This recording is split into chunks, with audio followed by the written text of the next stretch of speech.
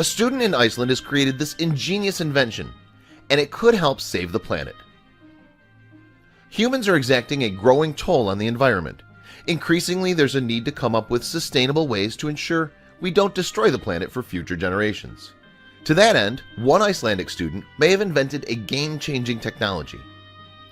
Ari Johnson is a product design student at the Iceland Academy of the Arts, and he was disturbed by the damage human beings are doing to the environment. Consequently, he decided to put his skills to use to try and come up with a solution. His subsequent invention may hold answers for the future. Particularly, Johnson was concerned about the use of plastic and plastic bottles.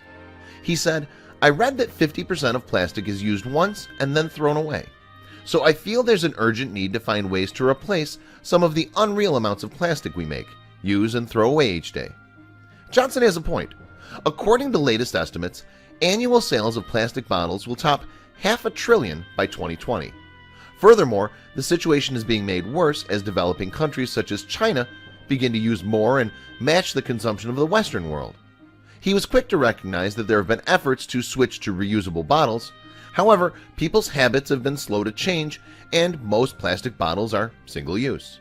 Additionally, reusable bottles have their own problems, so they aren't a perfect solution to the issue. Johnson said, "Why are we using materials that take hundreds of years to break down in nature to drink from once and then throw away? Despite the fact that this type of plastic, PET, is easy to recycle, more and more bottles find their way into landfills and oceans. This is because only half of all bottles are actually collected, and of that number, a measly 7% are used to make new bottles. According to the Ellen MacArthur Foundation, as much as 13 million tons of plastic makes it to the ocean every year. Unfortunately, it's often eaten by fish and birds. As a matter of fact, a Ghent University study discovered that seafood lovers may actually eat 11,000 pieces of plastic in their fish annually. Not only that, but a third of all fish caught in the United Kingdom were found to have plastic in it. It's clear that plastic bottles require a rethink.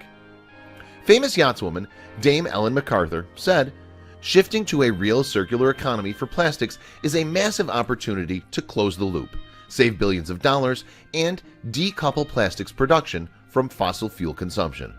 In those circumstances, it would appear Johnson's new invention is just what the doctor ordered. Seeing that plastic bottles often get into the ocean, he decided to change the composition of the bottles. Subsequently, he changed the material from plastic to something quite different. Johnson was inspired by certain properties of red algae, in particular its cell structure. Using agar powder derived from the algae, he could make bottles. In essence, when agar powder is added to water, it will set into a jelly once it cools. And while it's filled with water, the algae bottle will keep its structural integrity. In contrast, once the bottle is empty, it'll begin to shrink and decompose. Johnson's design is even edible since it's made from algae, but it will act as a laxative if you eat too much. When building his prototypes, the Icelander discovered that should a bottle be in need of repair, he could reheat his mixture and try to mold it again. On the negative side, water kept in these algae bottles takes on some of the taste of the bottle. Obviously, this might put some people off. Johnson said, "I can't claim that this is a perfect solution for our problem with plastic bottles, but it's a start and an idea that hopefully helps us look at new ways to solve the problem. The more ways we can tackle this issue, the better." More and more, designers are trying to find new materials for projects that will biodegrade more easily. Like Johnson, many are using algae or seaweed as construction materials for a variety of items. This includes architectural cladding, yarn, or even furniture and lampshades. In addition, the sea might also offer an answer to increasing sustainable energy generation. Correspondingly, algae may be able to act as a power source when burned.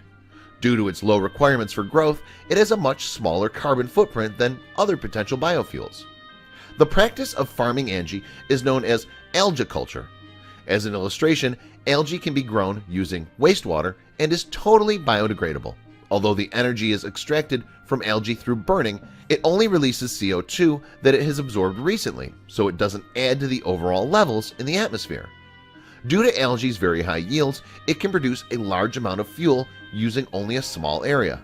In this case, the Department of Energy worked out that if you replaced all gasoline supply with algae biofuel, you'd need 15,000 square miles of land to grow algae. That's only 0.24% of the United States land. In the United Kingdom, other groups are working on reducing the number of bottles that make it into the sea. Hugo Tagholm of conservation group Surfers Against Sewage said, "The plastic pollution crisis rivals the threat of climate change as it pollutes every natural system and an increasing number of organisms." He continued, "While the production of throwaway plastics has grown dramatically, the system to contain, control, reuse, and recycle them just haven't kept pace."